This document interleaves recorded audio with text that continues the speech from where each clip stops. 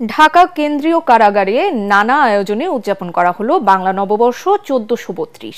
বন্দী কারা কর্মকর্তা কর্মচারীদের নিয়ে জেল কম্পাউন্ডে এবারই প্রথম বের করা হয় আনন্দ শোভাযাত্রা। পান্তা ইলিশ আর সাংস্কৃতিক আয়োজন চার দেয়ালে বন্দীদের মনে তৈরি করে মুক্ত বাতাসে উৎসব উপভোগের নতুন মাত্রা। শাহজাহান সেন্টুর তোলা ছবিতে কেরানীগঞ্জের কেন্দ্রীয় কারাগার থেকে ফিরে আরো জানাচ্ছেন ইমদাদুল্লাহ বাবু। চার দেয়ালে কাটে তাদের দিন রাত।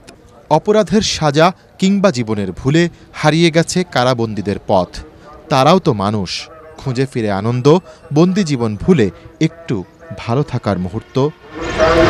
তাই তো কেরানীগঞ্জে ঢাকা কেন্দ্রীয় কারাগারে বন্দীদের জন্য বর্ষবরণে করা হয় নানা আয়োজন। বাংলা নতুন বছরের প্রথম দিনে কারাগারে থাকা বন্দীদের সাথে দেখা করতে আসেন স্বজনরা। মূল ফটকে তাদের এভাবেই বরণ করে নেন কারারক্ষীরা। আমি আমার বাবার সাথে দেখা করতে এসেছি। আমাকে জেলার আঙ্কেল গিফট দিয়েছে, শরবত খাইয়েছে।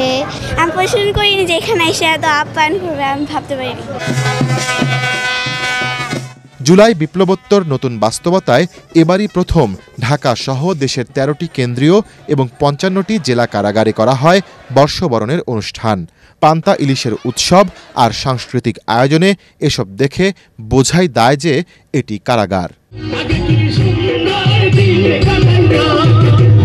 কয়েদি পোশাক ফেলে নতুন জামায় সেজে কারা কম্পাউন্ডে কারারক্ষীদের নিরাপত্তায় বন্দীদের নিয়ে বের করা হয় বর্ণিল আনন্দ শোভাযাত্রা। খুবই আনন্দ লাগছে, সবাই মিলে একসাথে হতে পেরেছি। আমরা অনেক আনন্দ করছি, ভবিষ্যতেও যেন এই আনন্দ অব্যাহত থাকে।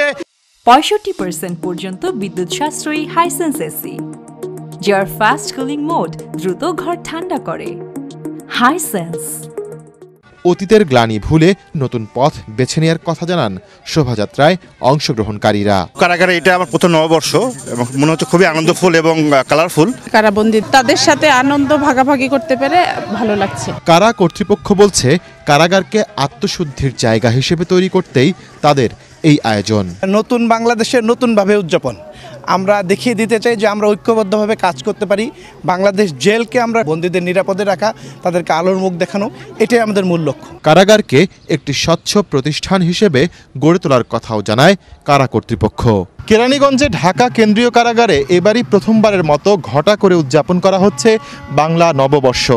কয়েদিদের মুখে তাই আনন্দের ছাপ, এমন উৎসব যেন ছুঁয়ে গেছে তাদের মন।